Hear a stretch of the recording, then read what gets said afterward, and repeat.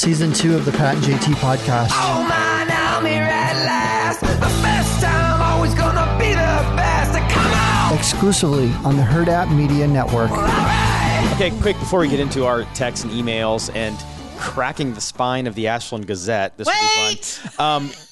Pro tip, Walmart pro tip, look at this right here. Red, white, and blue pop flavored water. It's like a bomb pop flavored water. It's Walmart brand. Sounds awful. It is absolutely glorious. I don't think we've done this yet, but Bomb pop flavored water. How many calories in that? 0.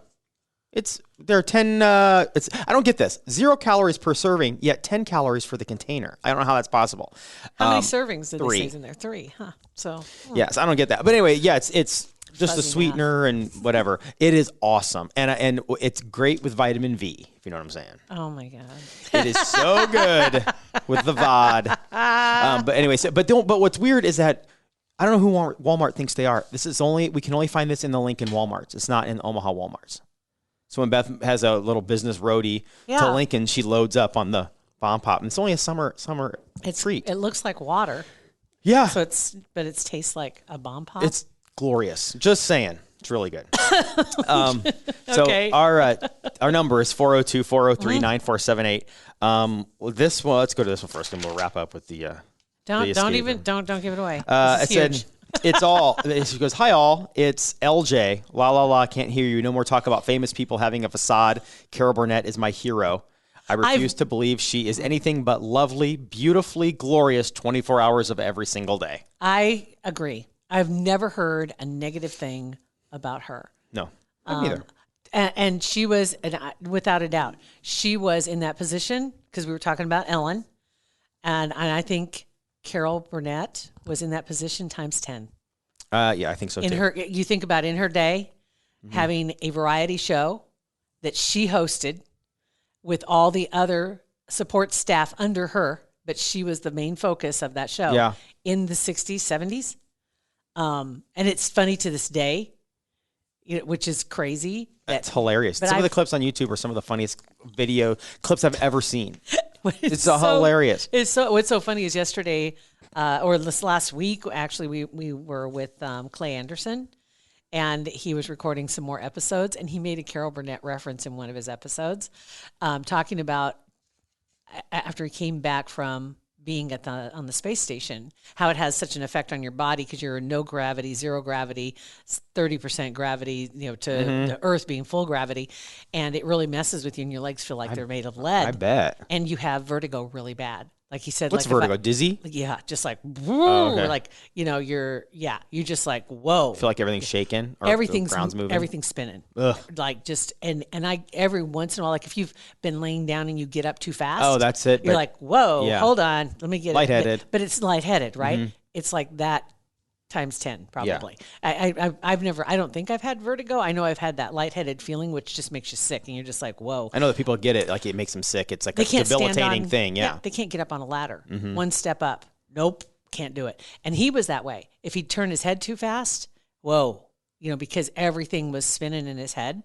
And he said that he basically was taking little shuffle steps. I don't know if you remember on the Carol Burnett show when she played Mrs. O'Wiggins. And her boss was a little old man who would come shuffling across the floor. Mrs. Wiggins, and talking to her. And she had that really super tight little skirt on and stuff and had her butt sticking out, walking around, that kind of thing. It was so funny because he made that reference, and then we have this today. I haven't talked about Carol Burnett. I've never heard anything. I've never heard anything, like you said, never heard anything negative about her. But but it's a different. I think it's a different time. I think maybe she would have been. I don't think she's like a super peach because we didn't know that JFK had girlfriends until about 15 years ago because the press protected them. Everybody and there wasn't social media and especially for her, they had like a nice group of people, like a little tribe. So they probably all protected each other. The studios protected their stars. That's why you didn't know that Rock Hudson was gay. That's why, because come on, they didn't want. Looking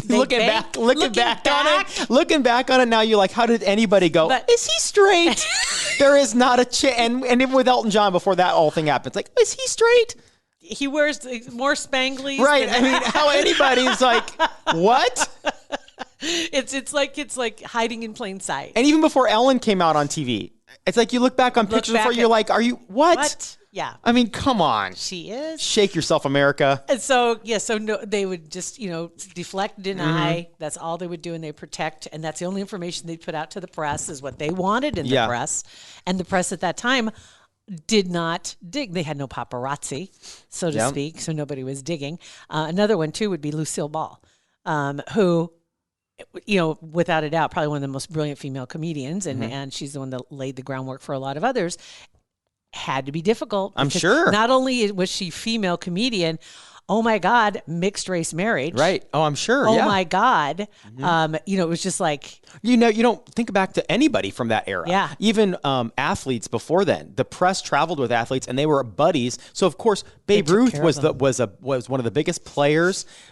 Jerks on the planet, but the press protected him. They were with him. They were buddies, 100%. So he's apple pie. If we had Twitter, Instagram, Snapchat, we'd have no heroes. Back then, right? If we, wow, boy, that's sad. That went fast. That sure went down. Wow. If we had Snapchat back then, we'd have no heroes. Good Lord. Okie dokie. Let's put that one aside. Thanks a lot, LJ. I'll take that argument. Man. So, or we'd have more heroes. That's what we got from LJ's letter. If we had Snapchat, we'd have no heroes. This is going from, on. What do you got next? Where are we going to go this time? I haven't eaten anything for like a long time, and something just flew out of my mouth. You ever had I don't know what it was. It was between your teeth? It's been like 4 hours since I've eaten anything. Oh. Shouldn't it disintegrate by now? No. That's disgusting. Anyway, so this is from Janelle. Okay. Janelle texting about our escape room we talked about a couple weeks ago. Yeah. And she had just gone this past weekend for her niece's 25th birthday. Fun. Said, what do you guys, here you go, blah, blah. Oh, you guys are talking about your alphas. She goes, they do present themselves, showing their personalities was spot on. It was my niece's 25th birthday. Little did we know, she chose the most difficult one, 27% success rate. With less than 1 minute remaining, we broke out. WTF. What dumb luck. Hope you guys had fun too. So yeah, that's pretty awesome. That was something that, and now, of course, last night I see a trailer on, it was on Hulu, so I don't know if it's a movie coming out or if it's just on Hulu, but it's called Escape Room. But you die at the end if you don't escape. I've seen these. I've seen there are other movies, and I can't say because I thought of that first thing I thought of because I remember there was this group of people, but they weren't brought there for an escape room. But there was another movie also where there was a father or daughter, and they were in some town, and it was like, well, we can go because the car was broke down. What can we go do? Well, we saw that sign for the escape room outside of town, and everybody would just everybody stops and turns and looks at them basically in the small cafe when they say that out loud, like, don't go there, that kind of thing. And then there was the other one too, where the people were brought to a house and then come to find out it basically is an escape room and the walls are moving in and they're trying to figure out how to get out of it. Yeah. Panic. Oh, there was one more on Panic. She actually sent us a follow-up text to this too. Oh, because okay. She said it was about, I stapled it together. Oh my God. Thanks, Janelle. Let me collate your text to us. She says, pretty sure the girl working Vanessa felt immense pity and embarrassment for a pitiful crew. She was supposed to give us 5 clues. Girlfriend was feeling extra generous, but hey, we did it. No one needs to be bogged down with that, the minutia involving details. Right. I mean, come on, you're paying for it. Mm-hmm. Right? It's not like I'm paying to lose. Yeah. I want to win. So help a girl out. Because our what was she called? Our guide scout? Guide? Jungle guide. Jungle guide. Our jungle guide. Yeah. She would oh, you might want to know. Did you know that this moves over here, idiots? Yeah. As I'm just, oh my gosh, I just leaned on this and this turned. What? Whoa. And she's only done this 100 times this week. Exactly. Yeah. Same one over and over. And I didn't know there were different degrees of difficulty, but that totally makes sense. I did not. I mean, how that would be kind of defeating. You get your team. If it's you by yourself, I get not being successful. But if you have your team and you can't figure it out and you have to be like, and all the lights come on and all the exits open, what a defeating feeling. That would be the least team building activity. It would actually be devastating. You got to be careful what you ask for, business owners, because if you get in there and your team, they blow up the escape room and they don't get out, somebody starves to death, it's the worst thing for morale. Nobody trusts anybody anymore. It's like, you guys are idiots. I knew it. Oh my God. All right. So along with summertime, we're going to take a hard turn here. Not hard, just kind of we're going to take this exit over here. So anyway, summertime, hottest days ever the last, week? It seems like it, yeah. So my gosh. I mean, and I can't believe the lightning bugs are already out. We talked about that last week also. Because usually it's 4th of July when you start seeing them. This is a little early, it seems to me. But then with that comes all the summer festivals that are back this year.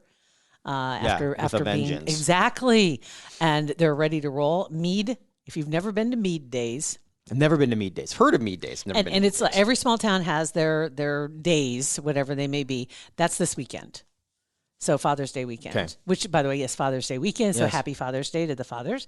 But they have Friday, Saturday, Sunday, and I just wanted to throw it out there because it's stuff that may be off your radar after last year. And it may not be something that you see because this, of course, is from the Ashland paper, and so I have the not only days. Not only is it's the Ashland paper, but it's also the actual hard copy of the Ashland paper that I get in the mail. Oh my gosh! I do. I get it in the mail, and it is 6 pages, and and it's all hard news all the way through, man. I'm telling you, hardcore news. It is. It is. And so Mead Days is this weekend. The beer garden's kicking off tonight at 6. Just so you know. Saturday, of course, is the big day, but they got all kinds of fun stuff. I love seeing this stuff because we didn't have any of this last year, whether you go or not.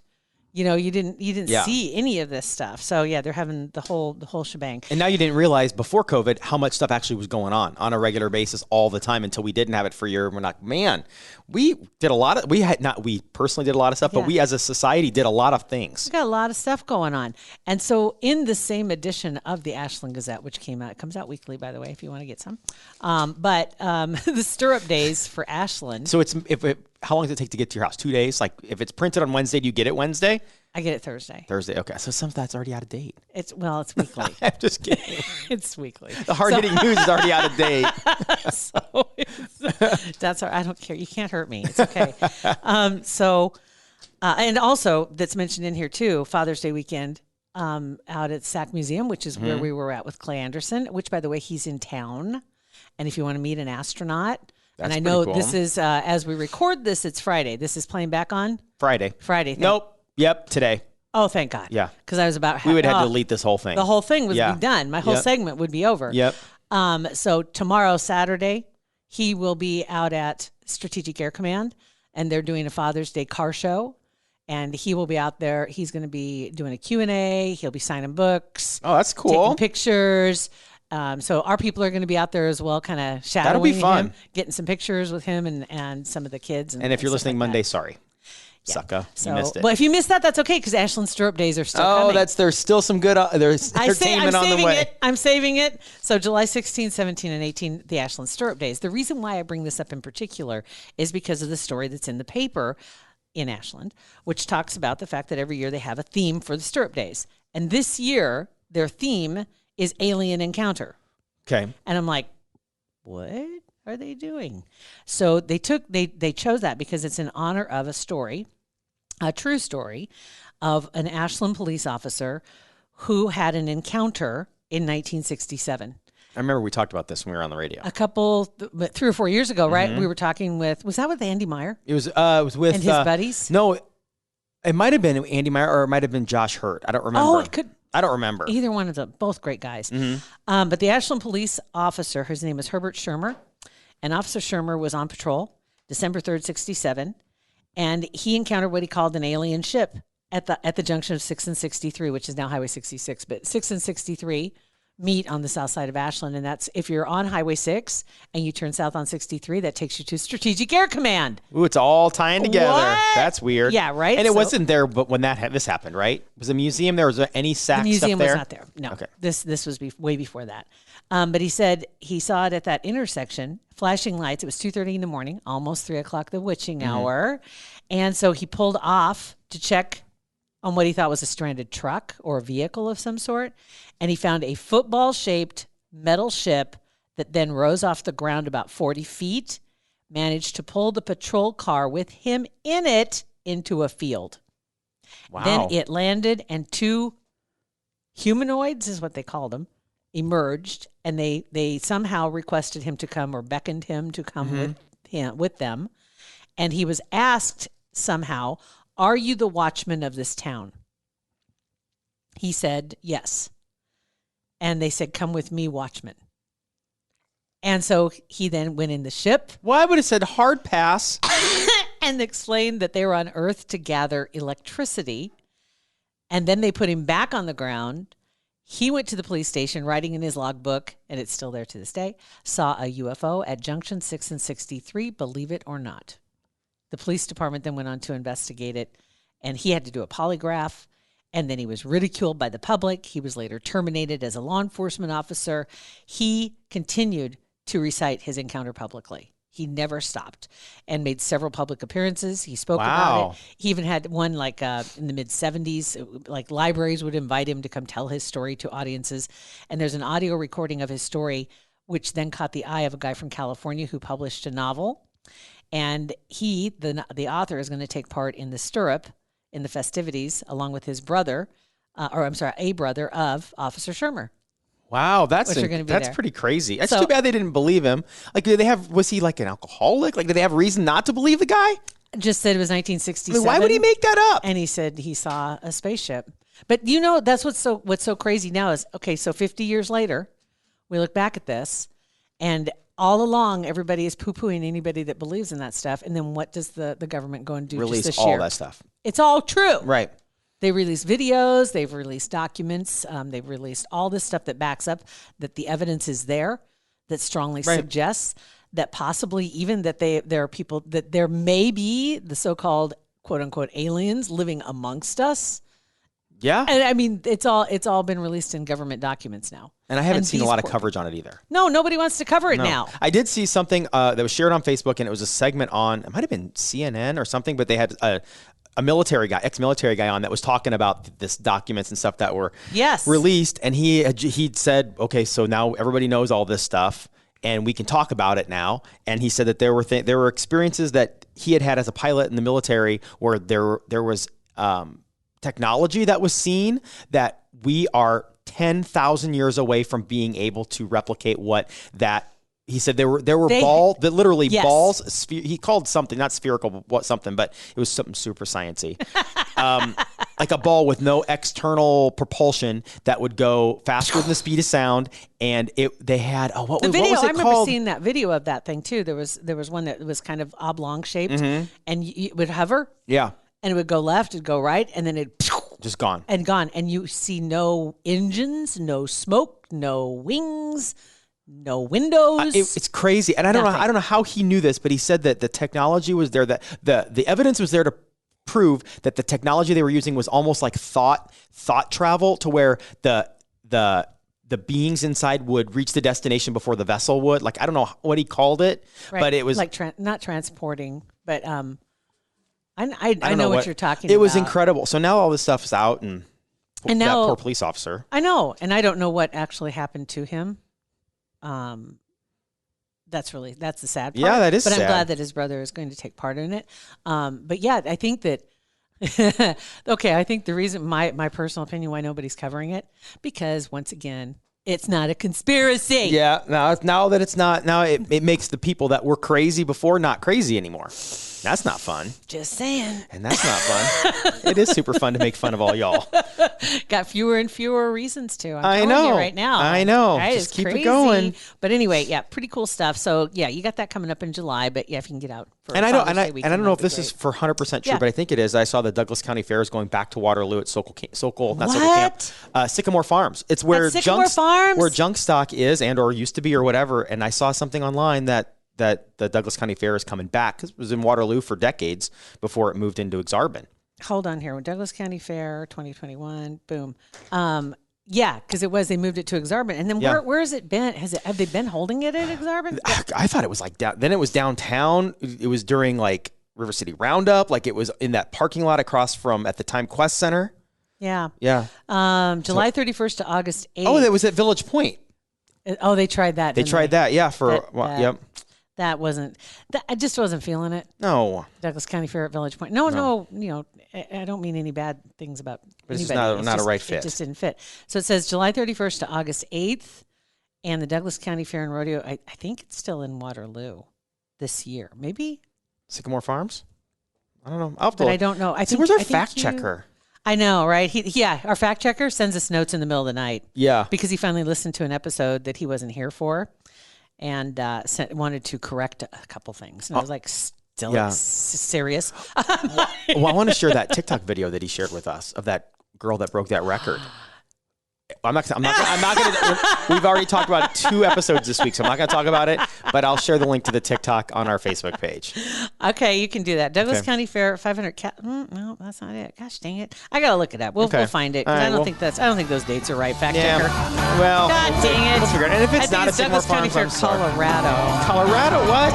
In Nebraska. Is what I'm talking about. Thanks for listening to our podcast. Happy Father's Day weekend. Pat and JT Podcast, a Hurrdat Media Production.